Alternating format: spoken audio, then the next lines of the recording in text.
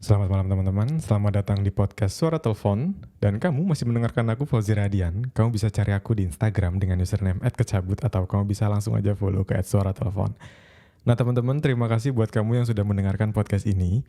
Mungkin podcast ini agak sedikit berbeda dan aku akan upload podcast ini ke YouTube Fauzi Radian. Kamu bisa cek YouTube-nya kalau kamu lebih suka dengan melihat visual, karena aku akan membawakan sebuah cerita pendek malam kali ini. Sebetulnya aku terinspirasi dari seorang Raditya Dika. Aku mendengarkan cerita pendeknya yang berjudul Cium. Menurutku itu sangat bagus. Shout out to Raditya Dika. Terima kasih sudah menginspirasi dan konten malam ini aku persembahkan untuk kalian. Dan kalau kamu suka dengan konten seperti ini, mungkin kita bisa teruskan konten ini lagi. Dan cerpen ini berjudul 2 bulan lagi, ditulis oleh Fauzi Rahadian dan dibacakan oleh penulisnya sendiri. 2 bulan lagi. Hari ini jadwal Lisa bertemu dengan vendor dekorasi pernikahan di kafe Jalan Sudirman, Yogyakarta. Sejak pagi, Lisa sudah semangat sekali.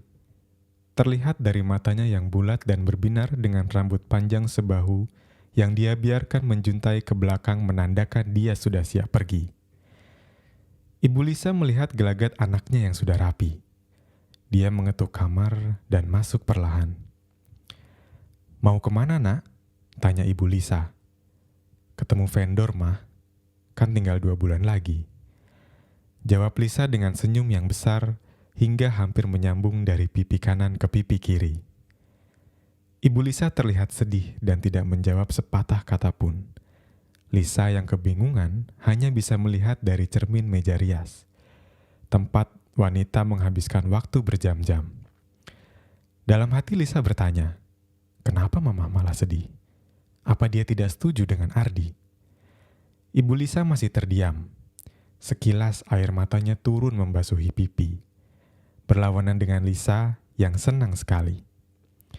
"Ma, kenapa sih?" "Karena Ardi masih kerja di Jakarta," tanya Lisa. Ibu Lisa tidak menjawab. Dia diam sambil duduk di atas kasur spring bed, merek King Coil yang ada di dalam kamar Lisa. "Mama gak setuju karena Ardi tinggal di Jakarta.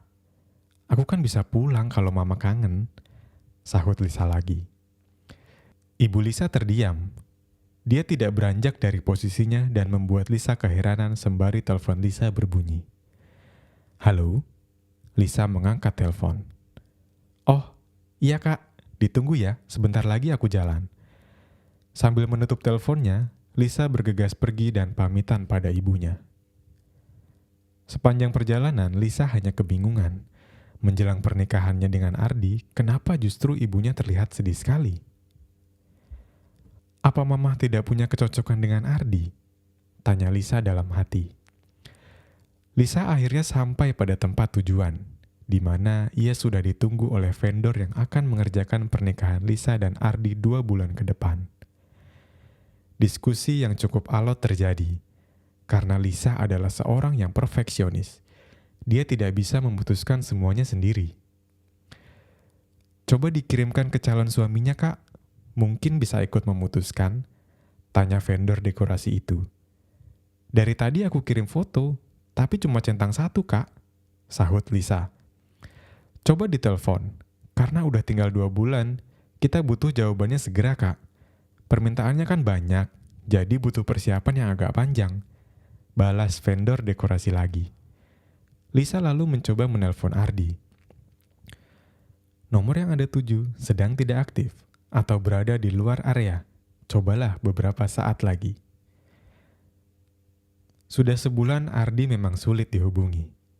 Mungkin memang sibuk. Karena ditugaskan di Jakarta, Ardi selalu bilang bahwa pekerjaannya sangat padat dan akan sedikit mengurangi intensitas komunikasi. "Ah, mungkin lagi meeting," jawab Lisa dalam hati. Diskusi pun berlanjut. Lisa akhirnya memutuskan dekorasi pilihannya tanpa bertanya pada Ardi. Di sela-sela meeting, Lisa mendapatkan notifikasi dari handphone yang bergetar di atas meja. Notifikasi yang ditunggu-tunggu akhirnya datang juga. Lisa lalu membuka layar handphonenya yang sudah pecah setengah karena sering terjatuh di kamar mandi. Ternyata dari Mama. "Lis, malam ini kita ketemu teman Mama lagi ya. Nanti malam kita ketemu di resto langganan kita." Lisa bergumam. Dalam hati ia kesal dan marah. Lisa bertanya-tanya, kenapa sudah sebulan ini ibunya selalu mempertemukan dia dengan temannya? Apalagi sih ini Mama? Kan udah tahu aku mau nikah sama Ardi.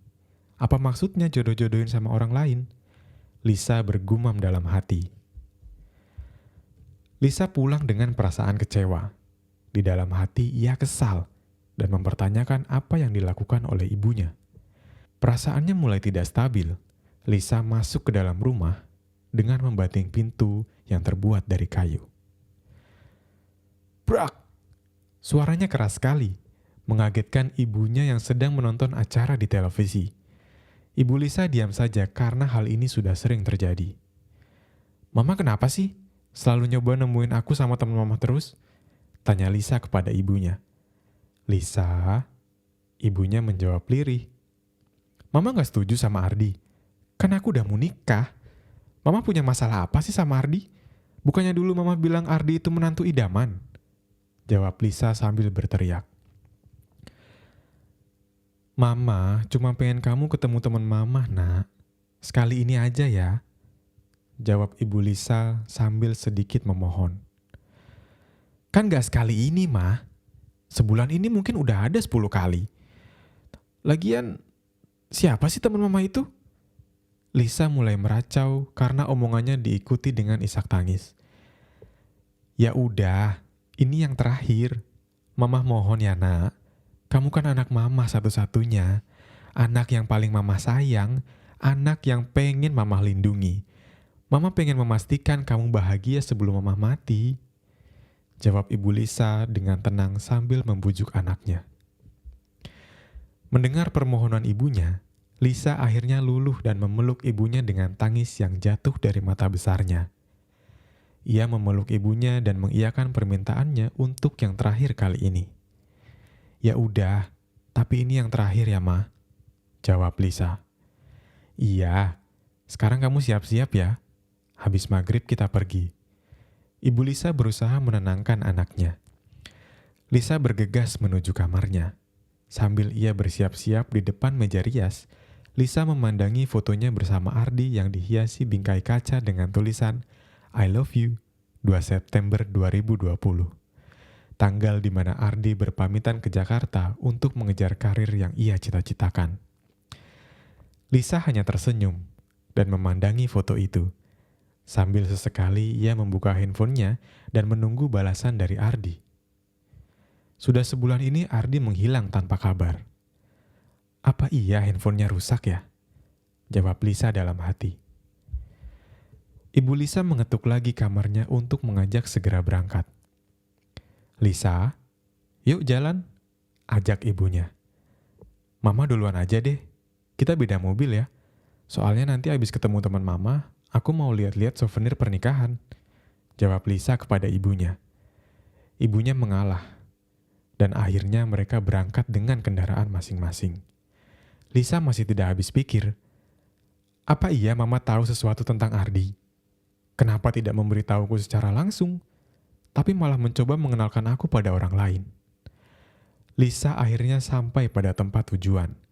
Sudah terlihat dari kejauhan, ibunya sedang duduk dengan seorang pria yang kulitnya sawo matang. Setiap pertemuan, ia selalu mengenakan baju dan kemeja yang rapi sekali. Rambut klimis yang disisir ke samping dengan dasi dan jas yang selalu ia gantungkan di kursi tempat ia duduk. "Hai Lisa, sehat?" tanya pria itu. "Sehat?" Lisa menjawab pelan. Dalam hati Lisa berpikir, laki-laki macam apa yang membuka obrolan selalu dengan kata sehat? Pasti seleranya kurang bagus. Seperti roti yang didiamkan berhari-hari, omongan pria ini terdengar cukup basi. Ini adalah pertemuan ke-10 antara Lisa dan pria ini. Lisa tidak banyak bicara. Sesekali ia menjawab pertanyaan pria ini dengan seadanya. Obrolan yang sangat membosankan dan membuat Lisa tidak nyaman. Dengan gelagat itu, Lisa berpamitan untuk menemui vendor souvenir dan bilang pada ibunya bahwa ia sudah membuat janji yang tidak bisa ditinggalkan. "Ma, aku pergi duluan ya," bisik Lisa pada ibunya. "Mau kemana?" jawab ibunya. "Ketemu vendor lagi. Sudah janjian," balas Lisa kepada ibunya. Lisa berpamitan kepada pria ini dan ibunya. Dia berdiri dari kursi tempat ia duduk dan bergegas untuk pergi. "Lisa!" panggil pria itu. Pria itu mendekat dan memberikan sebuah kartu. Kartu dengan background putih dan tertulis nama beserta nomor handphonenya. Lisa tidak menghiraukan kartu itu, karena dia beranggapan itu adalah semacam trik dari pria ini untuk mengenalnya lebih jauh. Lisa masih ingin setia pada Ardi dan menunggu Ardi pulang, meskipun semua orang berusaha menyudutkannya. Lisa memasukkan kartu itu pada saku celananya dan bergegas pergi meninggalkan mereka berdua. Lisa pergi. Di dalam mobil, Lisa melamun.